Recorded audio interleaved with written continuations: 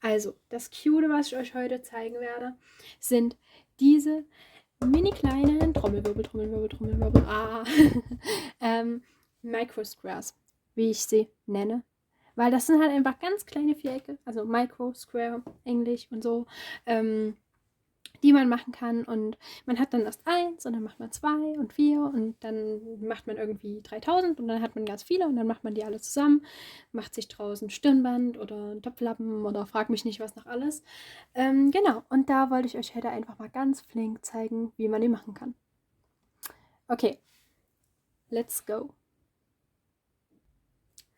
Okay, da bin ich wieder. Ganz kurz eine Wertschätzungsminute für die kleine Walnuss dort. Irgendwie wollte die mit ins Setting rein. Keine Ahnung warum.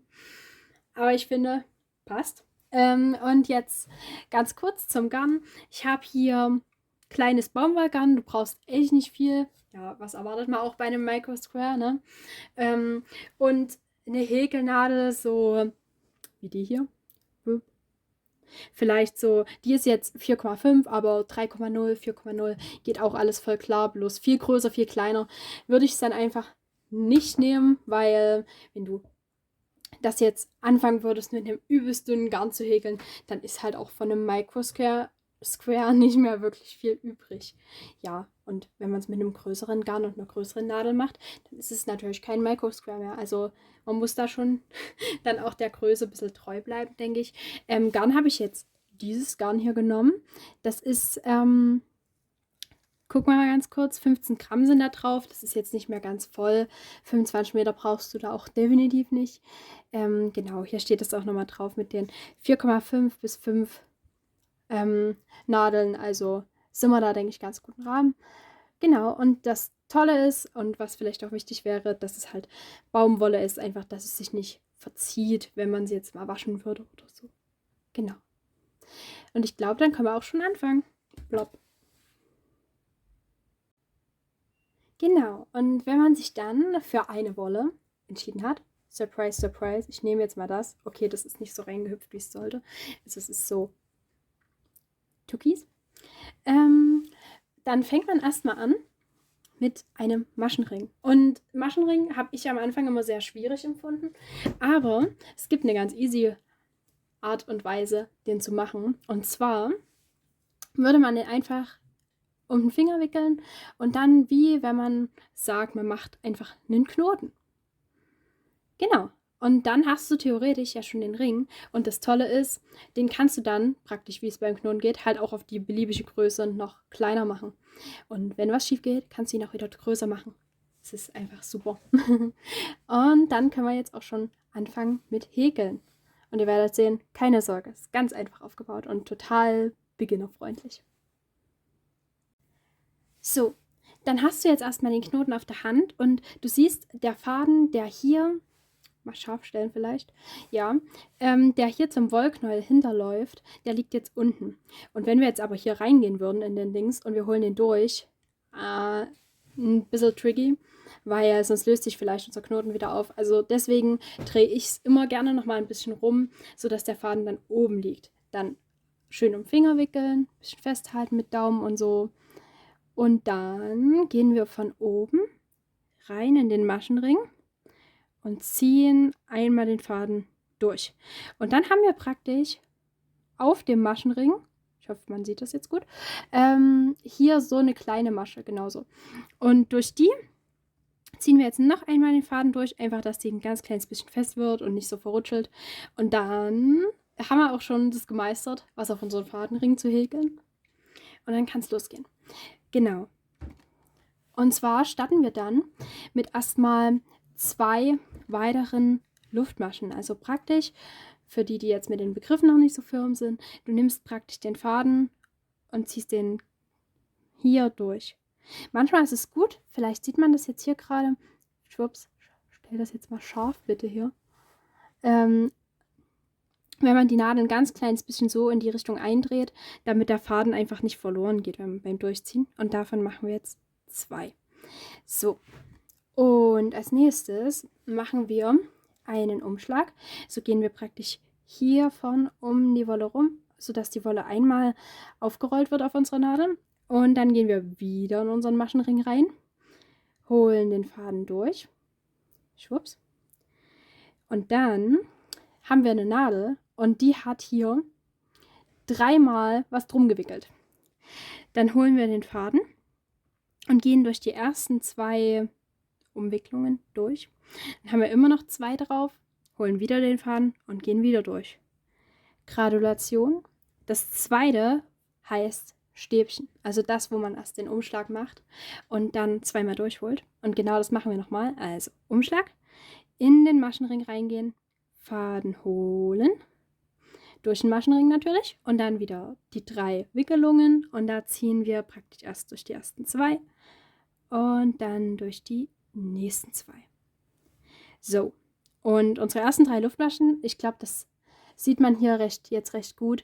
Es soll auch so sein. Sehen auch ein bisschen aus wie ein Stäbchen. Einfach, weil es ein bisschen schwierig ist, direkt vom Maschenring aus ein erstes Stäbchen zu machen. Deswegen fängt man meistens mit Luftmaschen an. Aber es ist auch nicht so wichtig. Es heißt jetzt, wir nennen es jetzt einfach 3 Stäbchen, weil die brauchen wir dann später auch nochmal. Genau. So. Und dann machen wir 3 Luftmaschen. Die kennen wir ja schon vom Anfang. Deswegen habe ich das jetzt auch nochmal erwähnt gerade. Machen wir 1, habe ich schon, 2 und 3. Und dann haben wir hier praktisch wie noch ein kleines Bändchen dran. Und wie wir hier sehen, diese kleinen Bändchen wären praktisch diese Ecken dann. Und immer diese 3 Stäbchen wären diese kleinen Häufchen. Und hier in der Mitte ist der Maschenring. Nur mal zur groben Orientierung. Genau, und dann gehen wir hier nach dem kleinen Bändchen wieder zurück mit einem Stäbchen in unseren Maschenring, machen wieder so ein Häufchen. Das machen wir 4-mal und dann haben wir ein kleines Viereck. Easy peasy, also machen wir das mal. Wie gesagt, ein Stäbchen jetzt, also Umschlag, in den Maschenring rein, einmal durchholen. Dann haben wir 3 drauf, gehen durch die ersten 2 und durch die nächsten 2. Und dann machen wir das Ganze nochmal genauso 2 weitere Male.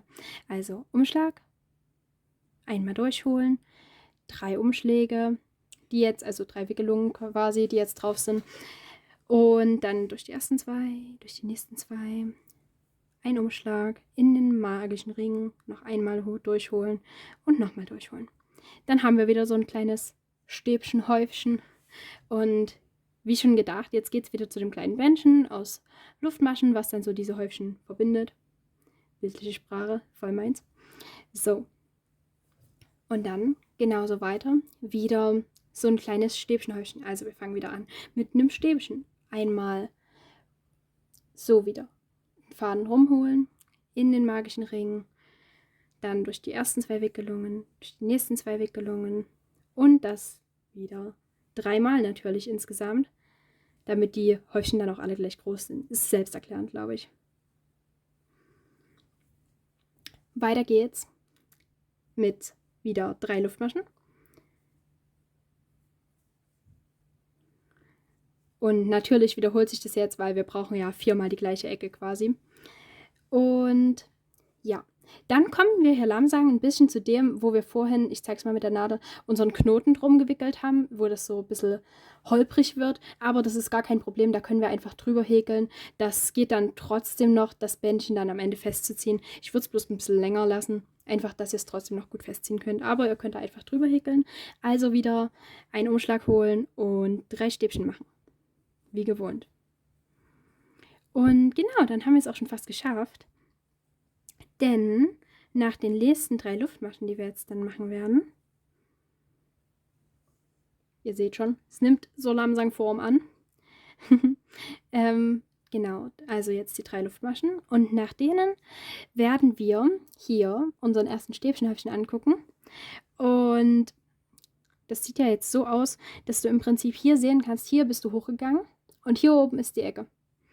Und in die Ecke, da sind hier so 2 immer kleine von jeder Masche.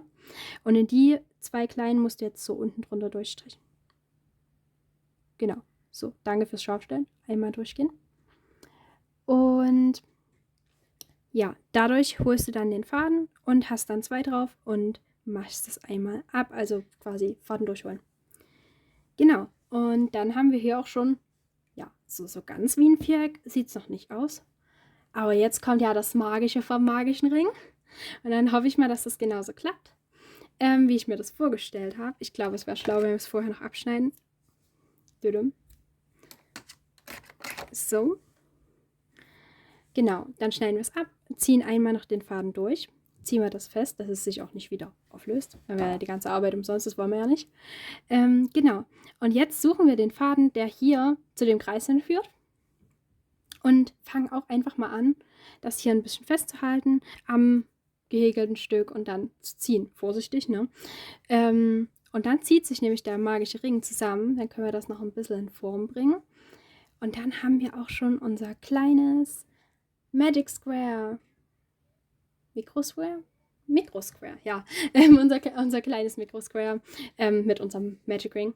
Und ich glaube, jetzt, wenn man da ganz, ganz viele davon macht, kann man da echt coole Sachen draus machen. Wenn man die zum Beispiel so alle zusammen häkelt oder so. Hier bin ich noch nicht ganz fertig, alle zusammen zu häkeln. Aber da ist, glaube ich, vom Stirnband bis zum Topflappen über alles Mögliche, was euch sonst noch einfällt, der Fantasie keine Grenzen gesetzt. Supi.